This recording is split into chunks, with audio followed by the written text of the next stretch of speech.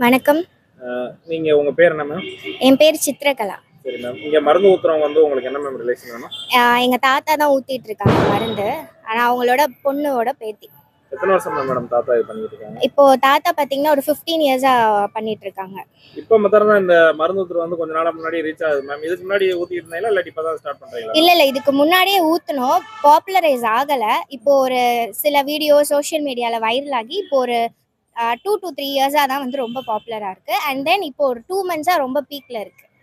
இப்போ வந்து இது வந்து மருந்து வந்து எதுக்காக மேம் ஊத்துறாங்க பொதுவா? இப்போ மருந்து பார்த்தீங்கன்னா ஸ்டார்டிங்கே சொரியாசிஸ், ஸ்கின் ப்ராப்ளம், தேம்பல் இந்த மாதிரி விஷயத்துக்கு தான் ஸ்டார்ட் பண்ணது.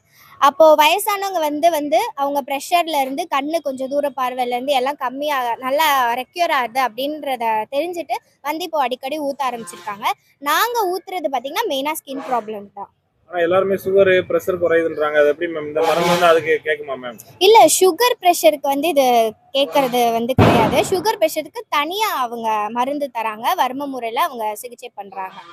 இது வந்து எத்தனை நாள் மேம் இந்த மருந்து வந்து ஊத்துனீங்க? இப்போ அது அவங்க கன்வீனியன்ட் தான். இப்போ பாத்தீங்கன்னா சொரியாசிஸ், இச்சஸ் இந்த மாதிரி பிரச்சனைக்கு வரவங்களுக்கு வந்து 48 வாரம் நாங்க ஊத்த சொல்றோம். மத்தபடி இந்த ரெகுலரா அவங்களுக்கு கன்வீனியன்ட்காக ஊத்துறாங்கல்ல, அவங்கலாம் அவங்க கன்வீனியன்ட் படி ஊத்திட்டு போலாம். இந்த மருந்து வந்து தூர பார்வை கிட்ட பார்வை உள்ளவங்களுக்குலாம் ரொம்ப எஃபெக்ட்ஃபுல்லா இருக்குன்றாங்க. அது எப்படி மேம்? அது அவங்க வந்து ஊத்திட்டு போனதுக்கு அப்புறம் தான் தெரிய வந்தது. அதுக்குமே இது ரெக்யூர் ஆகுதுன்னு அவங்க சொல்லி தான் நாங்க இது பண்றோம்.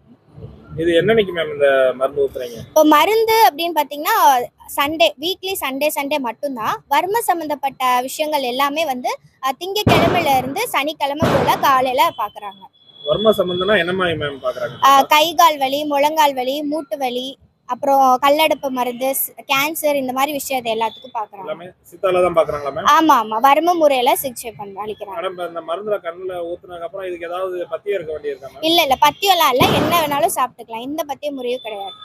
கண்ணு ஊத்துனதுக்கு அப்புறம் எரிச்சலுக்கு அப்புறம் தண்ணி ஊத்தி கண்ணை கழுவலாமா? அதெல்லாம் கழுவிக்கலாம். ஆனா ஊத்துனதுக்கு அப்புறம் தேய்க்க கூடாது. அதுக்கப்புறம் கண்ணீரை வந்து வெளியே விடணும். அதுதான் இதுல விஷயமே. இப்ப எல்லாருமே கண்ணை மேலே தூக்கி வச்சுட்டு கண்ணீர் எல்லாம் உள்ளே போயிருதா மேம்? இல்ல கண்ணை வந்து கீழே மேல ஊத்திட்டு வெளியே போகாம இருக்கிறதுக்கு ஒரு 2 நிமிஷம் இருக்கணும். அதுக்கப்புறம் கீழே குனிஞ்சு திறந்து விடும்போது தான் அந்த கண்ணீர் வெளியே போகும். மறுபடியும் கண்ணுக்குள்ளே தான் இருக்கும். ஆமா கண்ணுக்குள்ளே தான். ரொம்ப நன்றி மேம். தேங்க்யூ. எல்லாரும் வந்து விசிட் பண்ணுங்க, மருந்து ஊத்துங்க. அவ்வளவு. தேங்க்யூ.